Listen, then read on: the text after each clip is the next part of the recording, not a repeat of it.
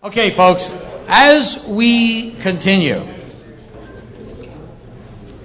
you're going to experience another interesting presentation that's going to get you to rethink some concepts. For example, the concept of recruitment. We think about recruitment as something we have to do when we need to look for someone. But in this presentation, we're going to get you to rethink just what recruitment might be. It's something that really should be happening on a daily basis. You're going to hear about this from a person who does it in real time, who's going to share insightful information to help.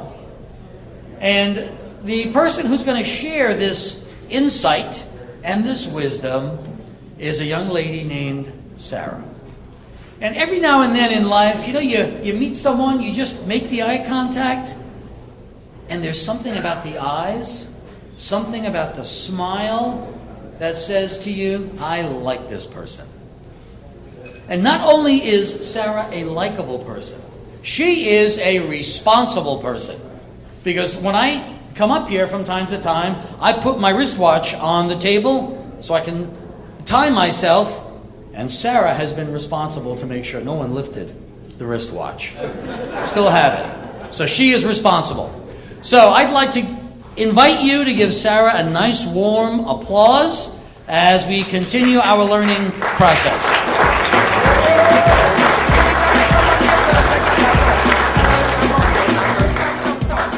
All right, check 1, 2.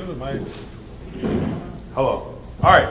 Hi, Sarah. I think your microphone's pointing the wrong way. All right. Quick. I'll get that for you. I'm a specialist of microphones. Apparently, I'm the microphone specialist. Thank you. I don't know. It's not working.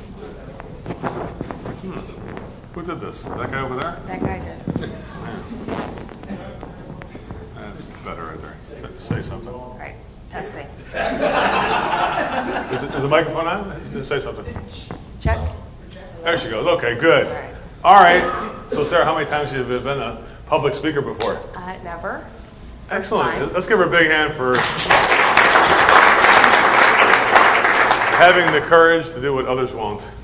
But so why did you decide to say yes when I asked you to do this? I think it was a temporary moment of insanity. Huh? I really wanted to, and then afterwards I was saying, oh my God, what have I done? But I'm glad I'm here.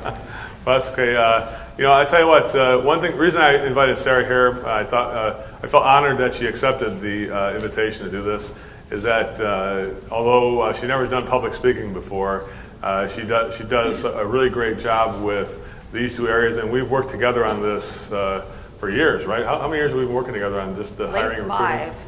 Yeah, the 5 years on this part of it, and one of the people that I don't say implement. You never implement what I do. Pretty much, not only should she implement what we do, what I say to do, but she also thinks ahead of me, and she's implemented more than I said to do sometimes. And she's even I'm learning from her sometimes. So it's kind of I don't look at it like a one-way relationship where I'm only providing information for her. I'm fortunate enough to learn from her, and some of the information I get from her, I relay back to you, and this is what we're doing here today.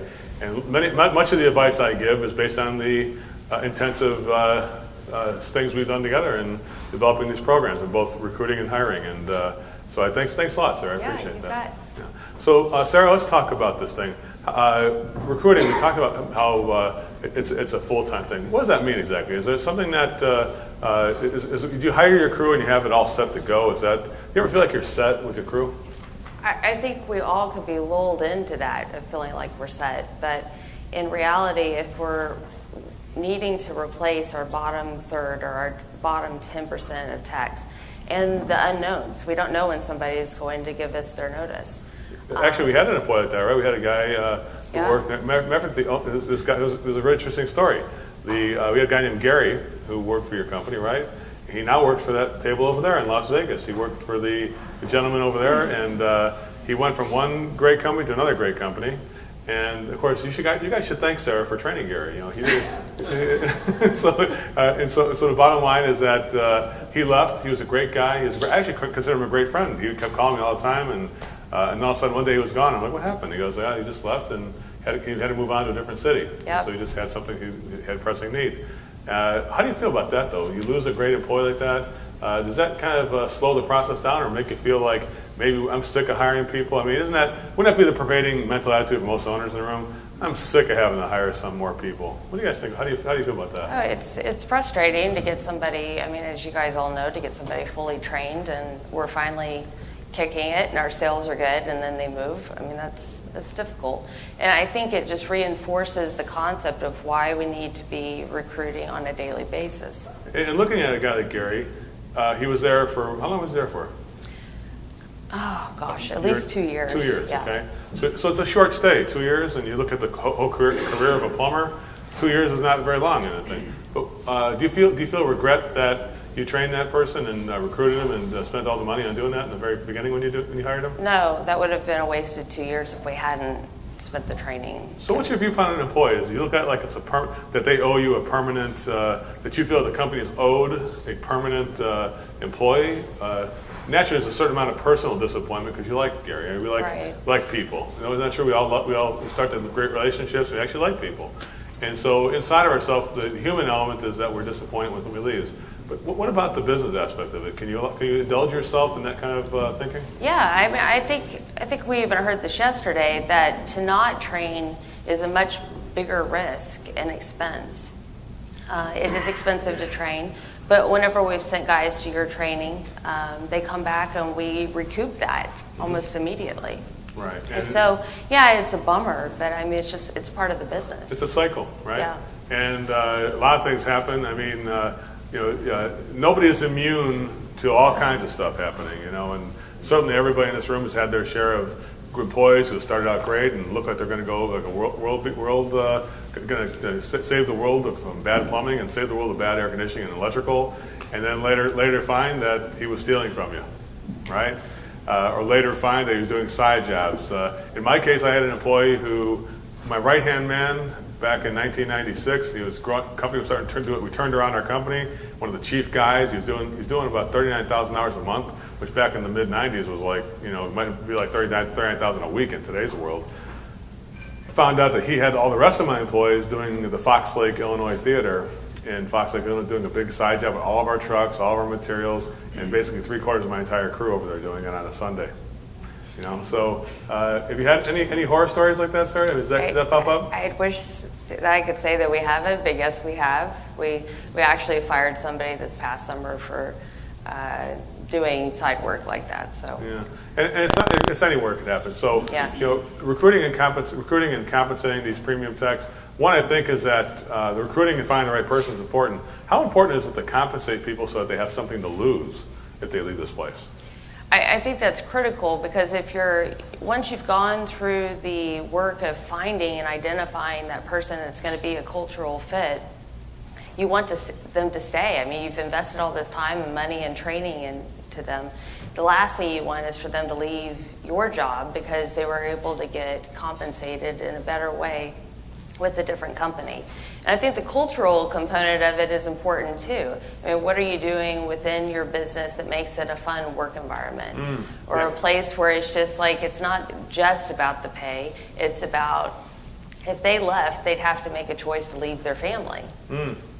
What about this? How does everybody feel about making it fun and having other programs that are fun to do with your employees? And a lot of bosses are saying that, my job is to make sure that I watch that I have a relationship with these employees from 8 to 4:30 or just during working hours. What do you feel about that? Is that just an element? How do you feel about it? You talked about Danielle Clay, about giving her heart to her customer. How do you feel about giving your heart to an employee? We do. I mean, we end up giving our heart to our employees, and sometimes that's bitten us. It can break your heart sometimes, yeah, right? Exactly. It can. But we do a lot of things just within the work day to lighten the mood and to make the work environment fun. We do things after hours too, but we have a once a month breakfast. We have contests. When the guys come in for breakfast, they're feeling like they're coming to grandma's house and that we're all getting together and it's a big family event. Really? It's not all about just throwing a ton of information at them. It's not a training exercise. It's just a get together. And it gives an opportunity for the technicians that are out in the field to really get to know the office staff and to make connections there. How important is that your teammates care about each other? I think it's critical. I just, if you don't like who you work with, or if you don't really know them, and you think about what a disconnect there is between the field staff and the tech that's in the truck every day, and the girls that are in the office, it's just, it's really important for them to know who they're working with, and not just a quick phone conversation. Yeah, I guess you have to ask yourself, do you want to have teammates that trust each other? Well, how important is that in athletics? If you have, a defense and one guy's a linebacker, the other guy's a defensive lineman, the other person's a safety. Yet there's a trust built in between those three positions. Everything we think of that. If one guy's not doing their job, we have to trust that they're going to be accountable doing their job. If you don't, matter of fact, Bill Belichick, that was his number one saying, right? Do your job. That's all we ask you to do. Don't do somebody else's job. Just do your job, right? And I think that's sometimes lost. The move for efficiency. What would you say to people who say that's not a very efficient way to run a company? Well, we are all about efficiency. I mean, in the daily activities of what we're doing, we are holding our staff accountable to what we said that we need to do. So but that doesn't mean that it has to be a miserable work environment. We can still have fun, and so. Well, I guess let me ask you another question. Just kind of, then we'll move on. Efficiency, Sarah, is this something that we can do by cutting back and try to make the amount of things? Try to make sure we accomplish the hours, that we manipulate our hours to the hours we work, or is it by how much we sell? What do you think? I mean, what's the easier way to be efficient? Sell more stuff so you have more time to work on this call, or sell less stuff to try to make that hour go faster? How would you think? Oh, I think sell more on the call that you're on. I mean, is that what you're saying? Yeah, if you sold 10 billable hours, would it be easier to be efficient in a day if you only sold half a billable hour in a call? Yes. That's the question. So the thing is, one of the things some of the best practice groups illustrate billable hours as the way to measure. But employees get the message that billable hour means work faster. I only did this much. I can only sell this much. Therefore, if I can only sell 4 hours in a day, and they're saying I need 50% billable hours, that means I can get all this stuff done in 8 hours. So I got to move the call. And the last call I sold a half an hour. Holy cow! I've been here 3 hours and I got a half an hour billable. I got to start moving faster. They don't think about I got to slow down and sell more stuff on the next call, which would actually make it the easiest way to be efficient is to stack up hours and say, I got 10 hours now. If I get that done in 8, I'm 120% efficient. Isn't that cool? So that's this easy way. And so efficiency is not achieved by cutting back or doing less. It's by doing more. Don't you feel that? Definitely. Good stuff there. Let's move on to the next thing here. Sarah's got a thing. Getting started. Sarah, why don't you tell us a little about how you guys got started and how we met and talk more about how you and Brad Casebier is her husband. As a husband and wife business. And they have now grown into a great professional organization. Tell us how it all began, if you could. Just give us a little bit of you don't have to make the long story. We can make it short. The short story is Brad worked with his dad ever since he was a teenager, got his master's license early. And his dad retired, went into building, and Brad, a couple years after we were married, decided, man, I'm just going to keep doing this. This is what I know. Started doing new construction plumbing, and I started doing a little bit of the QuickBooks on the side out of necessity, invoicing and billing, and I was working as a nurse at the time. And then along the way, he decided, let's hire a couple people. And of course, that sucked me in a little bit more with payroll and everything else. And at some point, we had to step back and go, okay, what are we doing here?